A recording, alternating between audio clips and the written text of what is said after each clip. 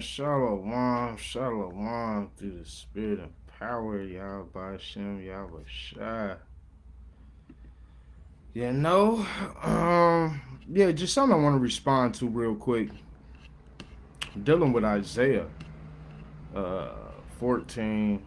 Some There was some smoke in the comment section a little bit on some information that I put out. So I just want to deal with that. Where is the contention, though? It's on one of these videos. I think it's right here. I don't know. What's this one?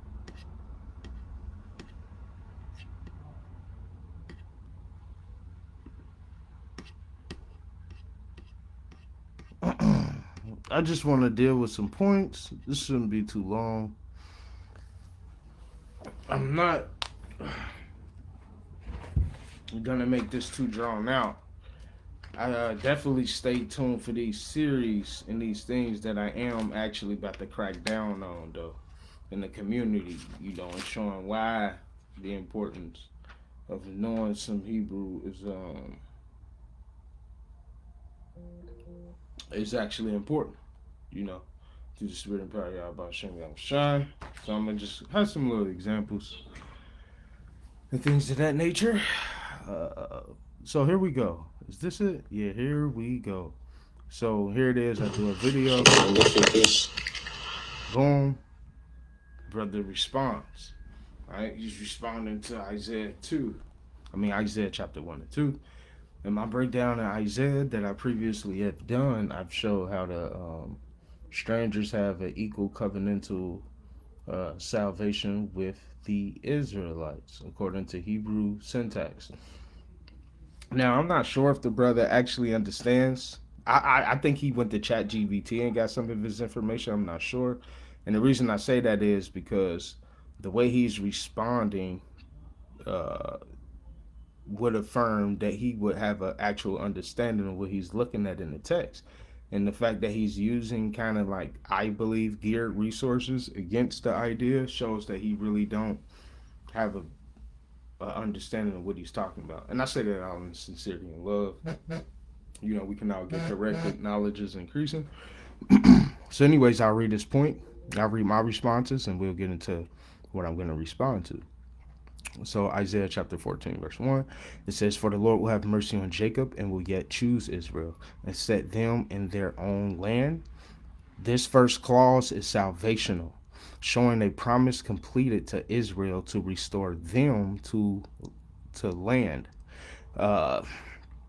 Plenty scriptures attest to the restoration. Is there something hidden in Hebrew that makes this covenantal for heathens / strangers? Right? So is there something basically hidden? I would say absolutely not. I will also not compare heathens and strangers. I wouldn't put heathens and strangers in the same boat. He says, what are we missing? I would say that the people that subscribe to your ideology and what you guys are missing is just basic understanding of the text. You guys kind of put theological views over what the text is plainly saying.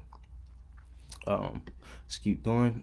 It says the passage could easily include, "and all their cattle and pets were with them." It says, does that save the cattle and pets? That's a question. Essentially, cattle and pets, could be spared. If you look in Egypt, even the cattle there and things of that nature wasn't spared. You see that in plagues and things of that nature as well. Anyways, he says, this second clause is informational. It doesn't contain any salvational language or salvational actions pertaining to Isaiah chapter 1 dealing with the strangers. So it's speaking to that. So it's saying this clause is informational. It doesn't contain any covenant language or salvational. So he's referring to, First clause. See, that's how I know he looked like he cut out something, because the second clause there will be referring to the strangers, and he didn't post that here. But anyways, since this clause is informational, it doesn't contain any covenant language or salvation, no action, just informational on who is with Israel at the time of their restoration. And the strangers shall be joined with them, and they shall cleave to the house of Jacob. So the strangers here, he's attesting to that, the fact that this isn't a covenantal thing that's happening with the strangers that's joining to the house of Jacob. He says there was never any conditional language in the covenants pertaining to the stranger / heathen. So how is an informational equated to salvation? Everything that comes into contact with Israel is saved? That's a question. I would say it just depends on the context there. Further, scriptures show the purpose of them in the land, rebuilding the land, serving Israel, not salvation. But I'm simply dust and ashes, eager to learn. My response to that was just watch the video, come learn Hebrew. You can't give any correction because you don't know Hebrew. Watch the video, take notes, then I'll answer questions. He said, I wasn't aware that you were privy to my educational background, and I did listen to your video. One need to know, it says, one need not know Hebrew to understand scriptures. I disagree with that. And we'll see, you guys are going to see why. He says, Sirach advises us to do so we can have a true understanding of meaning, and I follow that advice. But Sirach, he spoke in the language. But anyways, it says again, first clause is salvational, showing the mercies, restoration, and the election of Israel. Yet choose Israel. So like yet chooses. He says, please tell us the tense, cognitive, and the verb. Right? Does it mean always will choose Israel? Past tense, future. Always. That's a question. And so yeah, when you deal with that always, that's exactly what that's dealing with. Right? The cognitive there is letting you know that the Most High will always choose Israel, which is why we see the word 𝐤𝐠 in the Hebrew text itself. Okay? So let me see something real quick.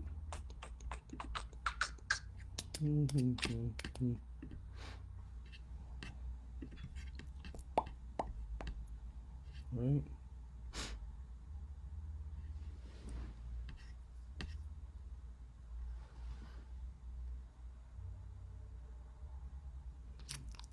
Let's see.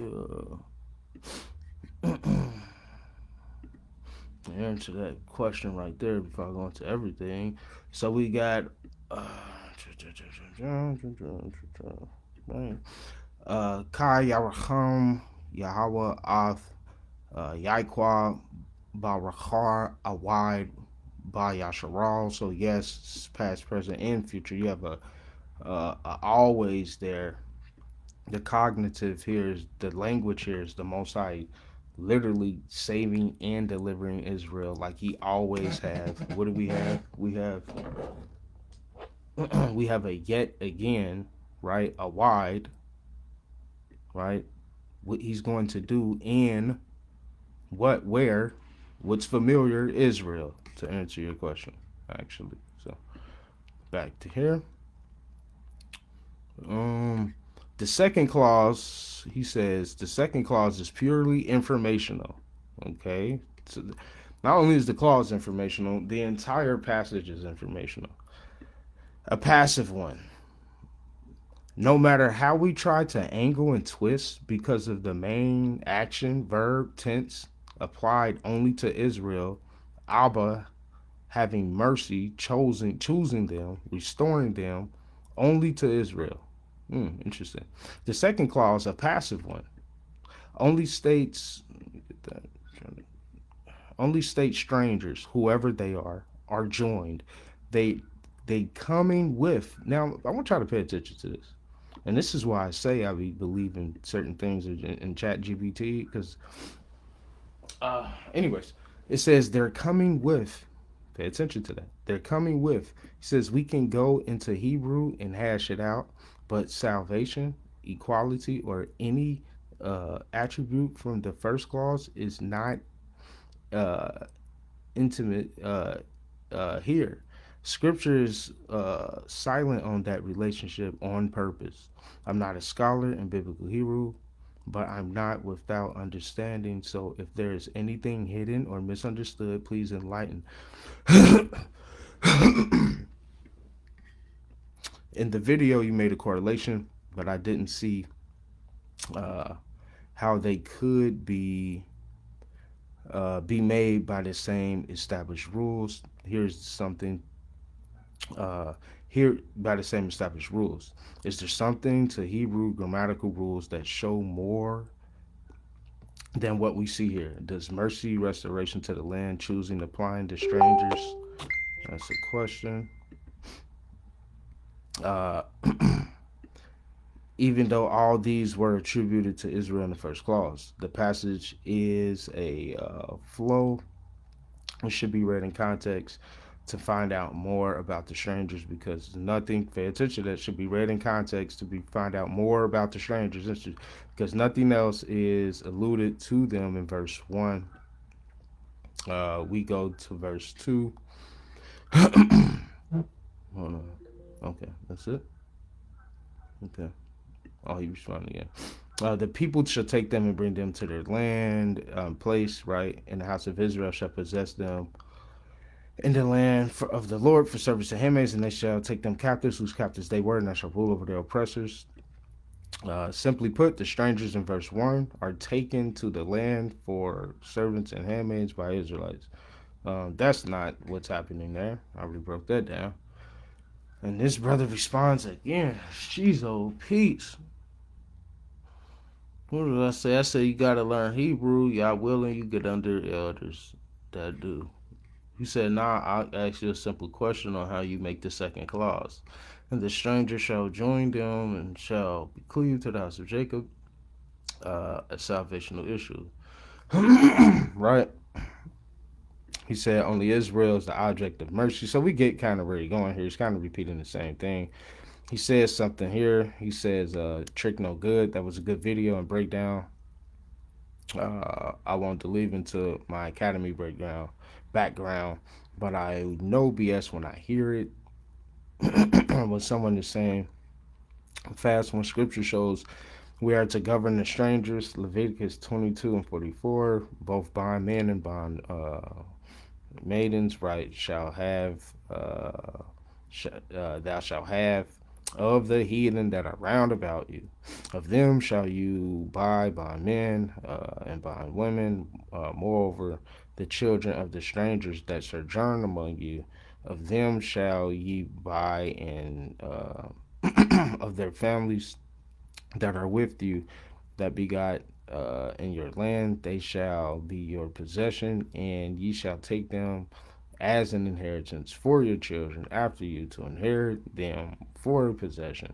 They shall be your bondmen forever, but over your brethren, the children of Israel, you shall not rule over any with rigor.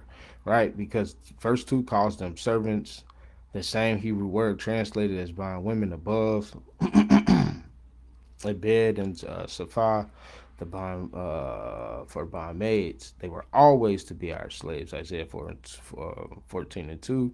People shall take them and bring them to their land. So to speak to that real quick, nobody's already put out a breakdown and clearly explained that all of this that you're bringing out right here would apply to the people in verse 2. This has nothing to do with the people in verse 1. The language clearly shows that just Torah prescribe, y'all got to do better if you want to be a teacher. Mockery, James 1, brethren. He goes on to quote that. He never responded here, but what we're going to do is we're just going to deal with this real quick. To show why you just need to know Hebrew. Chat GPTs won't save anybody. We're gonna deal with these clauses. This is simple again. So you have Kai Yaracham Yawahal Ath Yaikwa Baracham Awide Ba Yashara. What is happening here, right? For mercy, right? Through Yahweh, right? The main object is obviously what? Yaquab, right? And what? Choosing again where? In Israel, right? Wahan Yacham, right? Al Adam Tham, right? Which is setting them, the Israelites, in their land, right? That's quite simple. So we see in this first clause that the Israelites are being chosen. They've always been chosen. This is part of the covenant for this to happen to the Israelites, right? To be set in their land. This is prophecy, right? Like you brought out, we see prophecies. Well, yeah, we see prophecies too. Then we see Wanawa, right?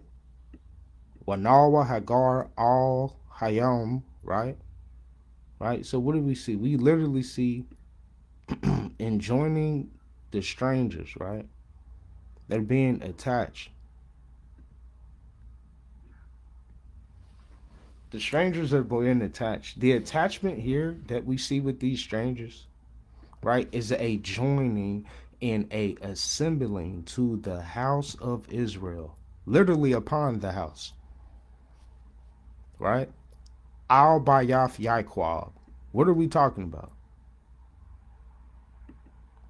We literally, literally, man, listen, man. This is why people need to come and learn the language. We literally see the same attachment. We see literally a covenantal makeup with the house of Israel. That's what we see. This is an attachment going on. This isn't slavery. This isn't anybody being ruled with rigor. This is a voluntary covenantal prophetic covenantal thing happening here through the spirit and power of Yahweh Hashem Yahweh. Right? And I already broke these things down through the spirit. Right? This isn't nothing new. This is why you need to actually know the language so you could actually see what's happening here, brother. Right? What does it mean to be attached? What does it mean to be attached to the house of Israel? Why is this fit in prophecy of people not being forced or enslaved to do this? See something here, right? Because maybe I don't know what I'm talking about.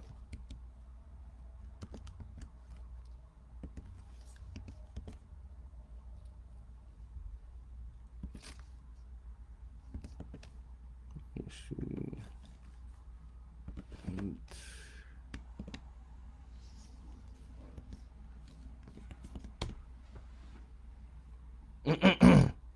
Let's start at verse 20. It says, the Lord of hosts, it says, thus saith the Lord of hosts, it shall come to pass that there shall come to pass, right? And the inhabitants of many cities, and the inhabitants of one city shall go to another, saying, let us go up speedily to pray before the Lord of hosts, to seek the Lord of hosts. I will go also. And many people and strong nations shall go, Shalakia, shall come to seek the Lord of hosts in Jerusalem and to pray before the Lord. Thus saith the Lord of hosts, in those days it shall come to pass that 10 men shall take hold out of all languages of the nations, even shall take hold of the skirt of him that is the Jew, saying, we will go with you, for we have heard that God is with you. I don't see anything forced about that nature, for the record. I don't see anything forced about that. Right? You said that the second clause. Look at what you put here.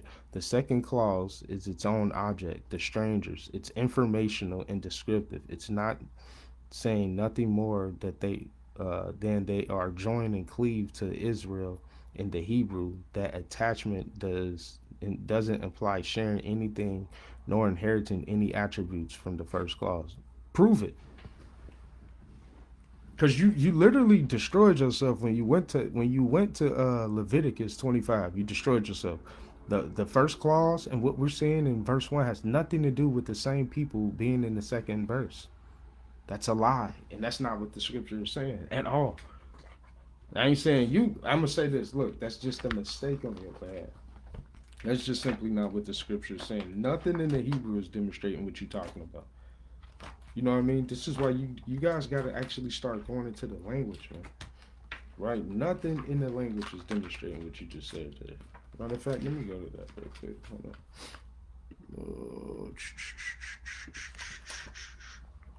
Nothing, nothing. What you just said demonstrated that.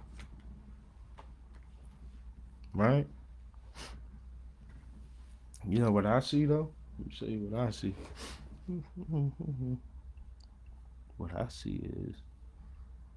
What I see is a covenantal thing out of what we just read out of Zechariah.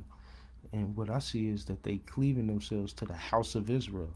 What stranger, what heathen do you know in all throughout the Bible, a slave master that can cleave to the house of Israel?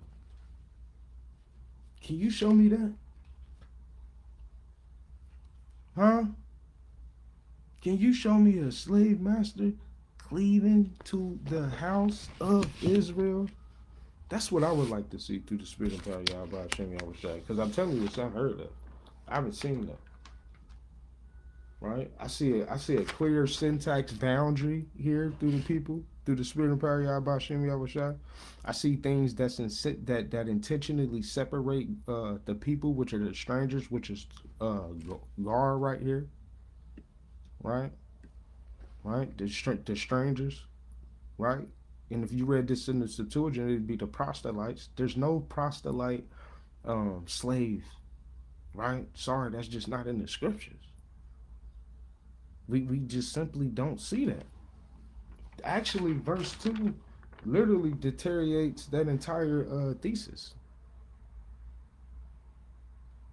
What we see is actually voluntary. What we see? 𝐤𝐤𝐿𝐿. Do you know what 𝐤𝐤𝐿 means? Right? Because the strangers are being joined. The strangers. 𝐤𝐤𝐿𝐿. Right?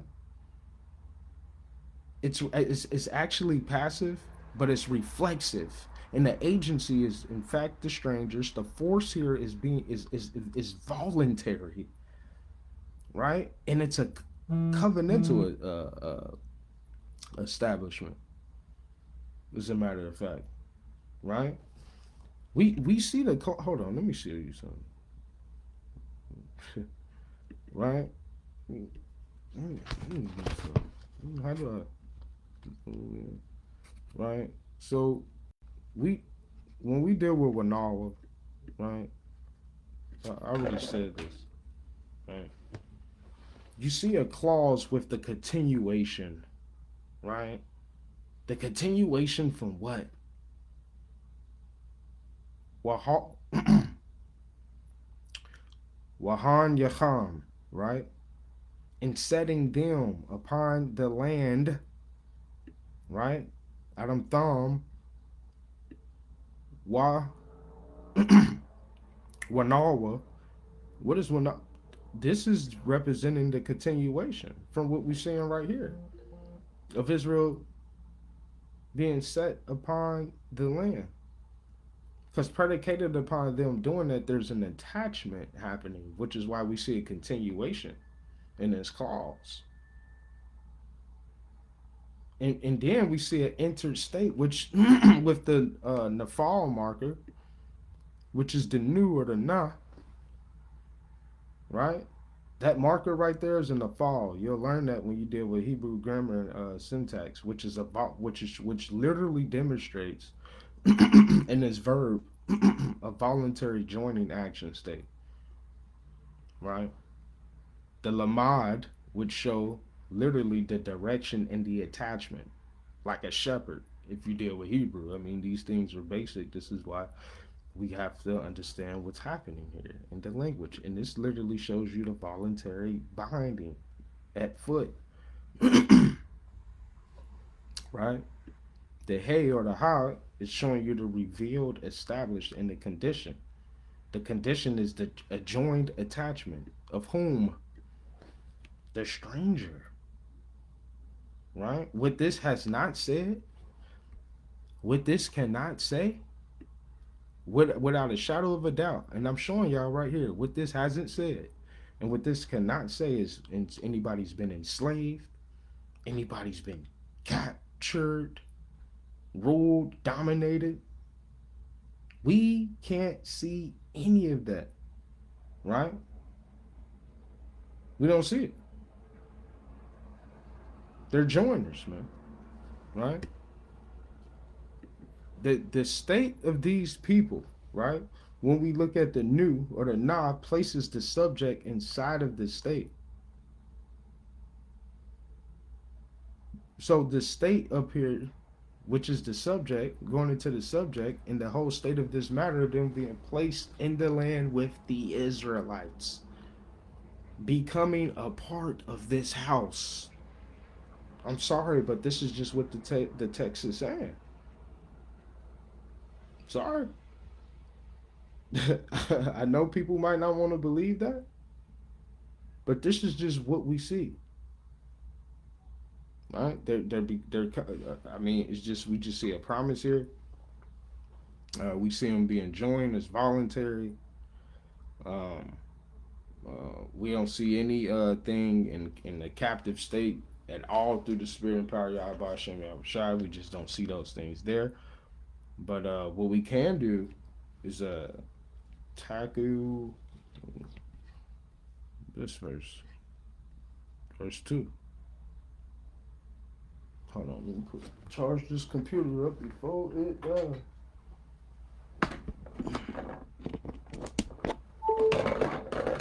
Alright. Yeah, we can hit verse 2 through the spirit. Verse 2 is pretty good. Because what verse 2 is going to show you the syntax boundary and what people are normally blurring out because they're not dealing with it through the spirit and power of Yahweh Hashem Yahushua.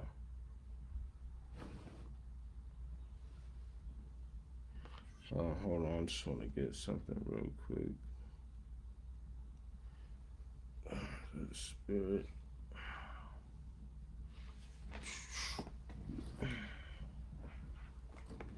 Yeah, man, and I'm telling y'all, man, this is why it's important, man, to really deal with these things, man, and really parse these things out. The brother said, you could parse this thing out word for word. Yeah, and it's important that we parse these things out word for word so we can actually see what's happening here, right? We want to see what the qual is doing or the nafal, because the nafal show how it can be passive or what has been done or what hasn't been done, right? He loved or he was loved, right? That's what the nafal and the qual is doing through the spirit and power of Yahweh Hashem Yahushua. So I mean, yeah, those things are necessary. Syntax clause, all of those things. So we'll just look at this real quick. So verse 2, I wanted to make sure I got everything I need.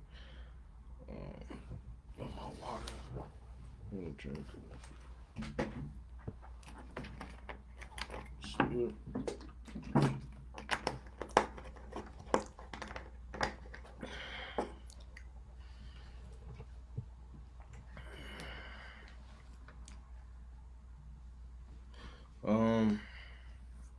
All right, so just going into this, man, through the spirit. Like I said earlier, I'm gonna go into some things to show why it's important. Looking at other texts to understand certain basics in the language. Just to let y'all know. But so you got 𝐤𐍍𐤄𐅅, right? And to take. Uh, Going into also a whole different language, a whole different boundary than what we're seeing in verse 1, right? Immediately we see a taking, right? Um, Going into a possession, a having of, I'm yam, 𝐤𝐍𝐤𝐿𝐼 I'm yam, right? Which is the people, right? The language here is 100% about to switch up, and we can tell based upon the passive and reflexive stems here from the stranger that we seen in verse 1, which are believers actually, and what's going to be facilitated right here in verse 2, right? uh, it's just a different it's just a different placeholder that we've seen. um, we said things like 𝐤𝐿𝐿 in the second clause you're going to see, which is literally going to things like inheritance, possession, right? To take captive of,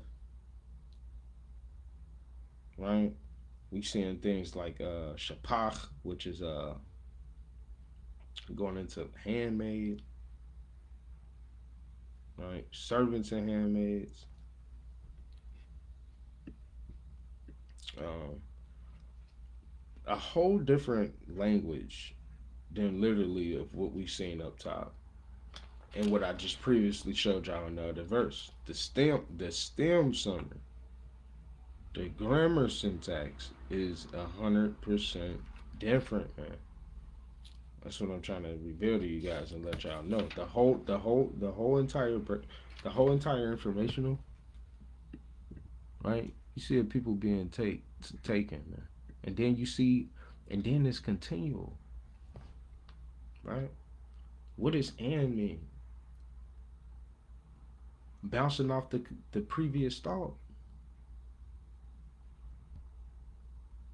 right? It's bouncing off the previous thought, man,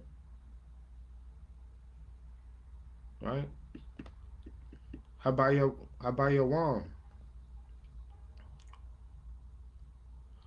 well, why by your actually, because you got that "and" there, right? Unto I'll, right? Where are they going? This is representing a place. 𝐤𝐷𝐿𝐼. 𝐤𝐷𝐿𝐼 was going into a place or a station or essentially a post. This is a whole different. This isn't. Why didn't? What has this got to do with being attached?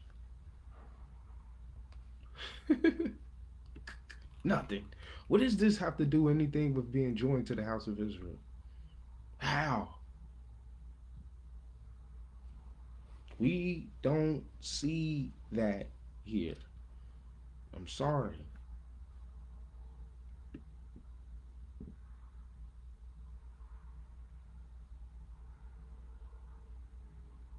Right?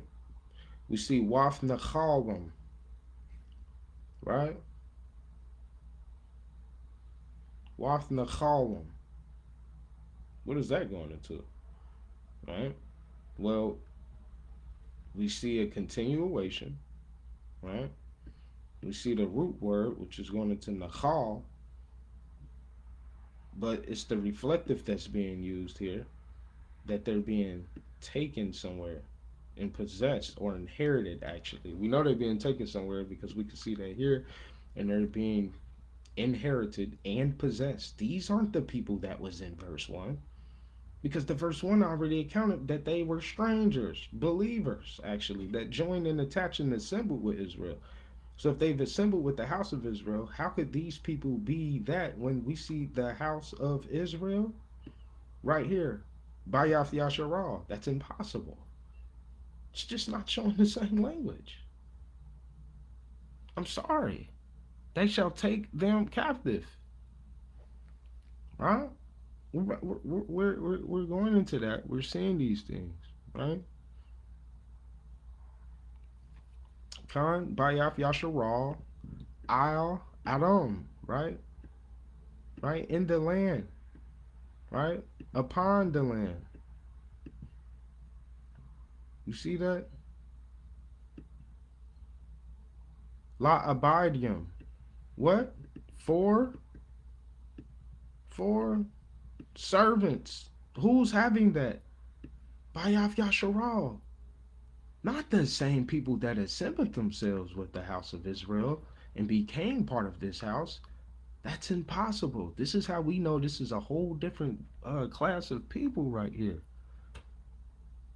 Right? I'm sorry. That's just what's happening. It's, we, we just don't see the same things, but other people are just trying to that they're trying to furnish it.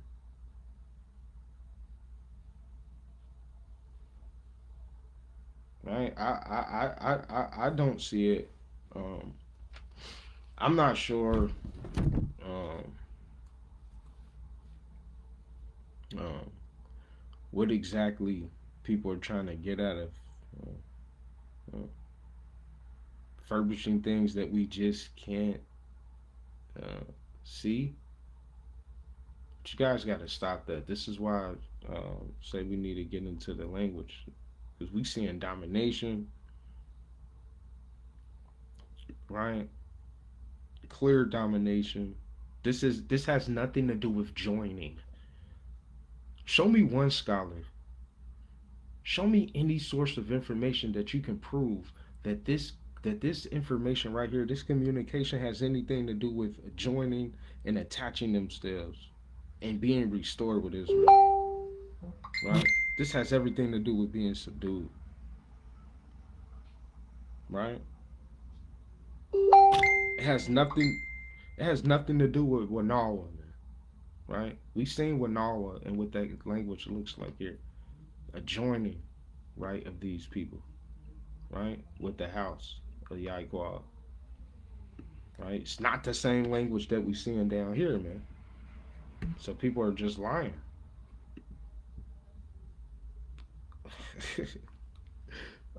like, uh, like, what do we do? What do we do at this point with when we got people just blatantly lying on the text, right? That's not fair, right? That's not fair. They being brought into the place, they being becoming possessed, right, for servants and handmaids, right, right.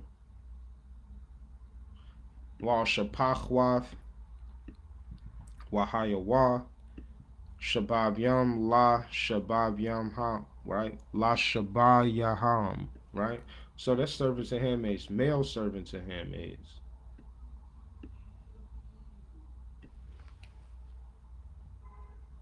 right? Captives though. That's the thing. These are captives, male captives, males and female captives, right? You know what's so interesting about these males and female captives here? And we see that here,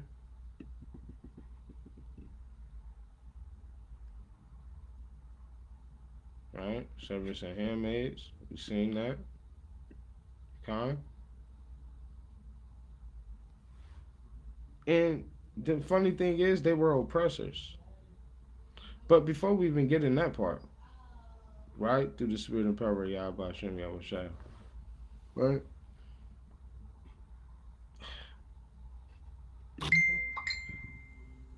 What's quite funny here to me, let me tell y'all what's funny. Let me zoom back in. Zoom back in. Zoom back in. We have Shabab Yom, La Shabab Yaham. Um, this is literally going into captive and who's being led captive, like out of war, right?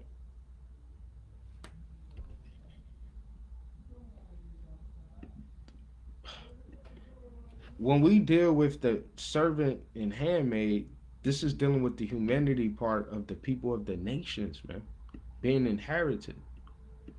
There's no, we don't see the same thing like we did right here in verse 2. None of this information in the Hebrew and the language is showing that. If anything, it's dispelling and eradicating what was furnished and what was published on that post that we just read, right? We see Waradawa. So we see in the continuation, right, of servants, handmaids, right, being brought into the place, being what? And ruled. Waradawa. And ruled. This means literally to be to be dominated and treaded down, man. Literally going into being pressed.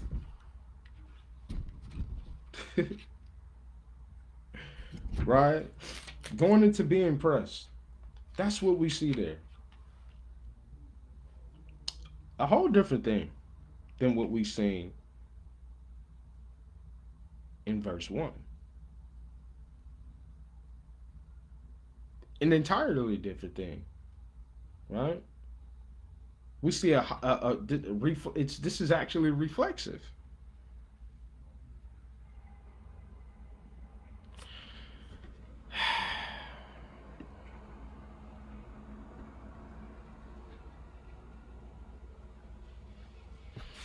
Why do we? What's up with these oppressors right here?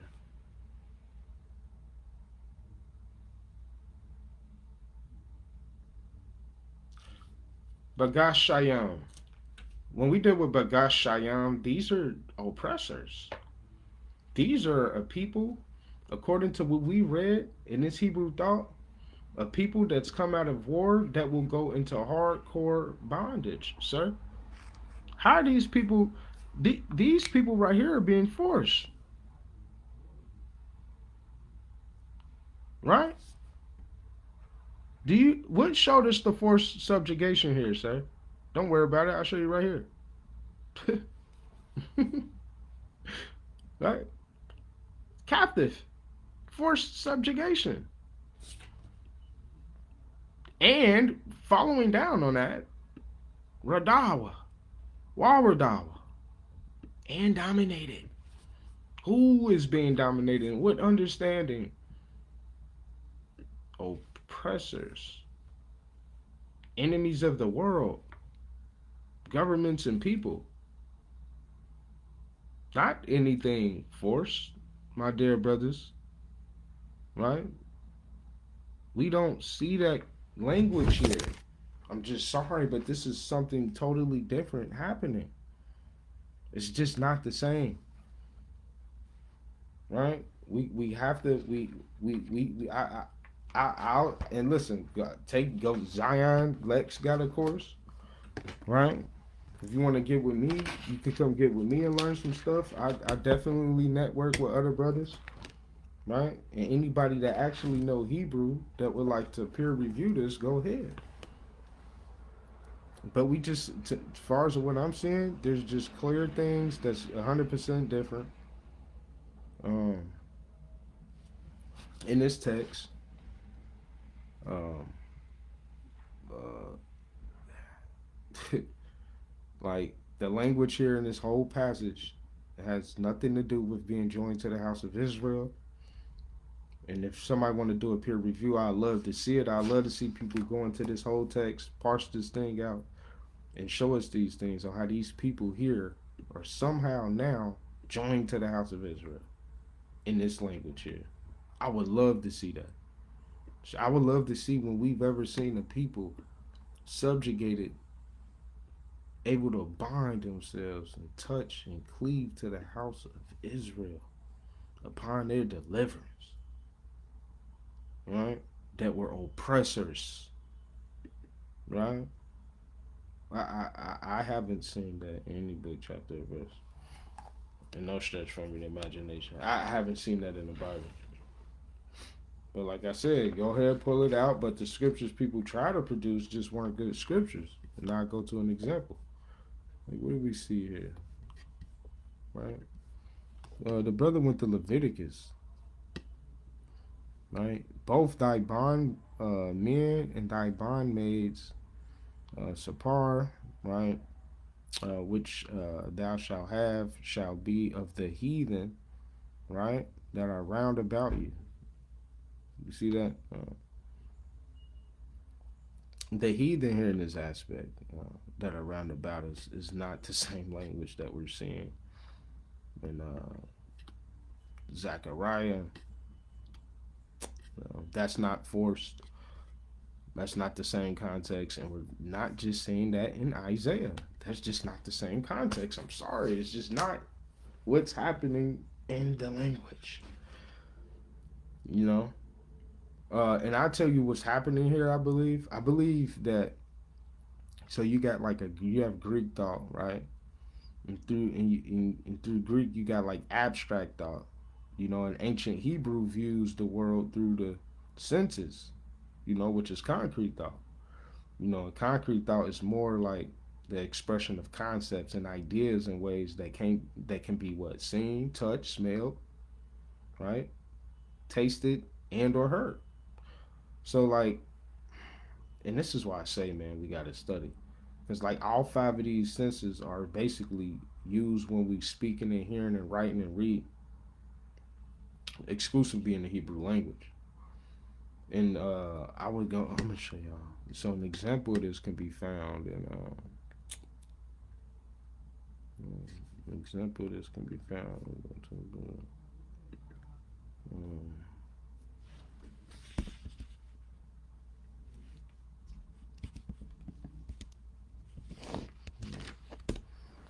Psalms chapter 1, verse 3, right? And it says, so an example of this can be simply found in Psalms, real quick. Just showing y'all understanding why we need to just go into the language. It says, and he shall be like a tree planted by the rivers of water, that brought forth his fruit in his season. His leaf also shall not wither, and whatsoever he doeth shall prosper. Right? So this is a plain thing to understand, right? Through the spirit and power of Yahweh Hashem Yahushua. Because in this passage we got a concrete word and expressing abstract thoughts, right? For an example, you got, hold on, let me click this, John, right? For example, you got things that's being, so an abstract thought, right? Then you got the concrete thought, right? So remember that. You got abstract, then you have concrete. You understand that? So words being expressed in abstract thought, such as like basically a tree, which is going into essentially uprightness, right? Tree. It's dealing with something upright. You know, I think it's it lets you deal with.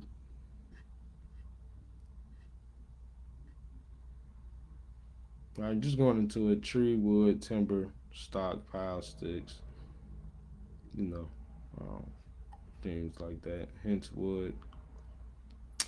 Staff, you know, staff is a staff upright. Yeah, of course. Timber, right? Of course. All right. What do we got? Tree. You got, you know, rivers dealing with waters. So, you know, that's dealing and going with the grace, right? Remember, because these things are dealing with an idea, right? Dealing with, you know, streams, which that's what a nar. Uh, Fruit, dealing with the character of a person, right? You know them by their what? Fruits. And then you have, dealing with the abstract, a leaf. That's what? unwithered, dealing with what? The prosperity, right? An unwithered leaf is always dealing with prosperity there. Through the spirit and power, y'all, about Shem, y'all, what's up? Right? So, the point of that is dealing with the abstract thought and concrete thought, right? That's more so you dealing with the abstract nature there. I would posit that through the spirit and power, y'all, about Shem, y'all, what's up? Abstract thought also it's expressing the concepts and ideas uh, ways that can't be more so seen and touched and heard. But you had so more so there, but more so of a concrete thought opposed to an abstract thought. Abstract thought is, let me show y'all. Ooh, drink all that water, man. Let me see.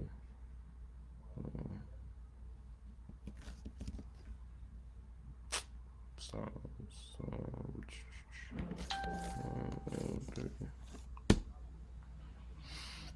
oh, okay. They let me abbreviate like that. That's cool, right? Perfect, perfect. So yeah, so when you deal with the abstract thought is basically the expression of concepts and ideas in ways that cannot be seen, touched, smelled, tasted, or heard, right? So in other words, Hebrew will never use an abstract thought in English as basically as English does. Um, so when you deal with Psalms 103 and 8, let me read that real quick. The Spirit and Power. 103 and 8.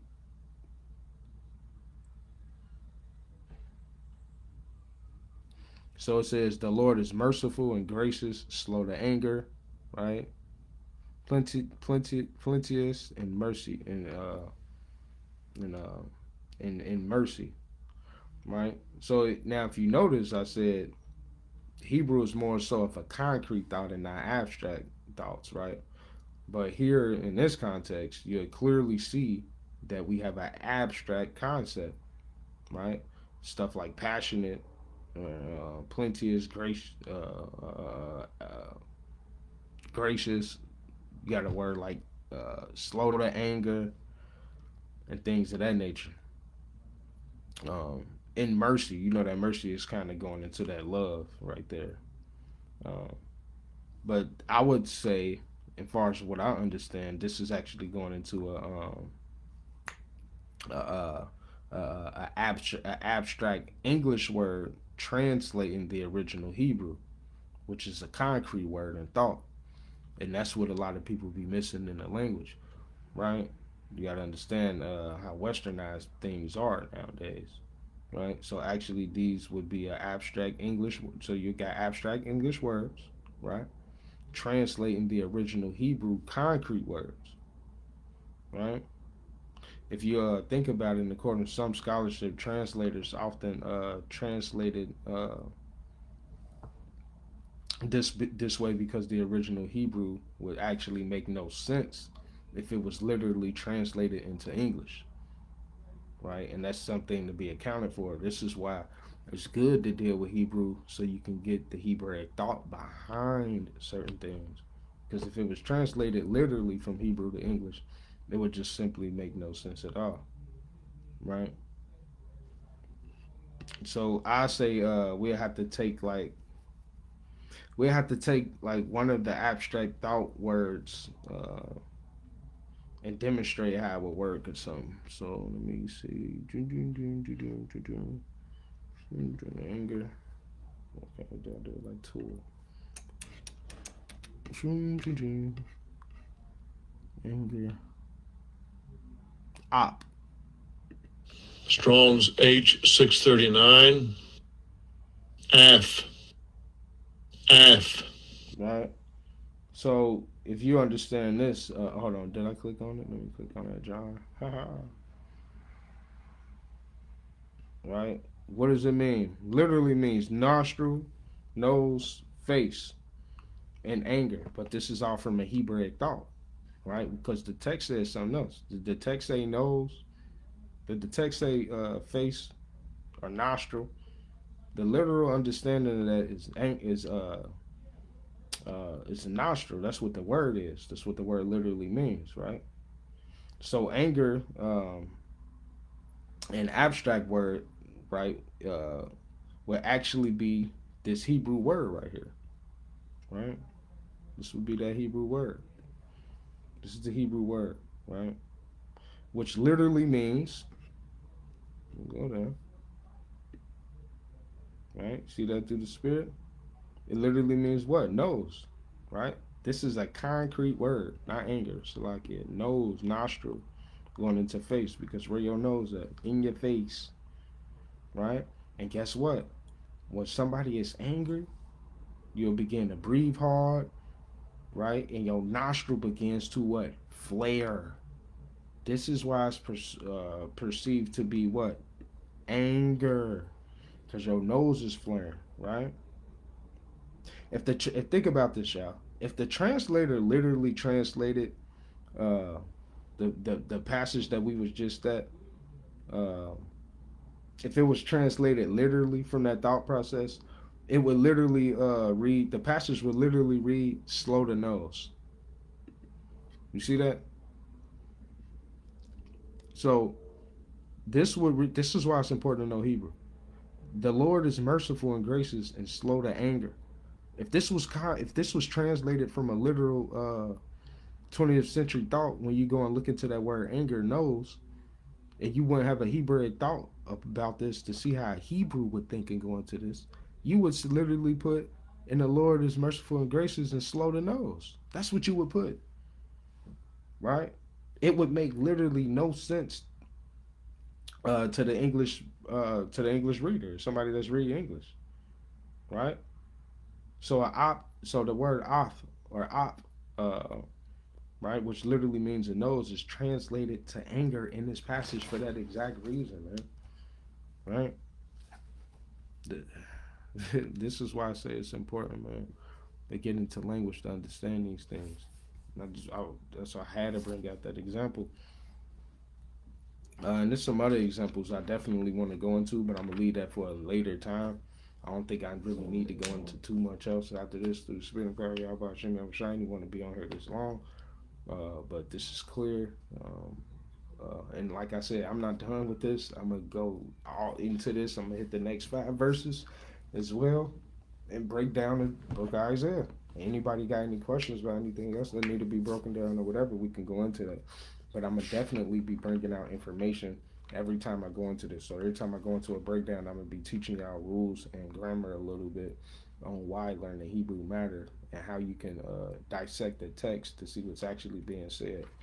Wait till I go into like the appearance of functional descriptions. It's like it. That's gonna be lit. Can't wait to do that.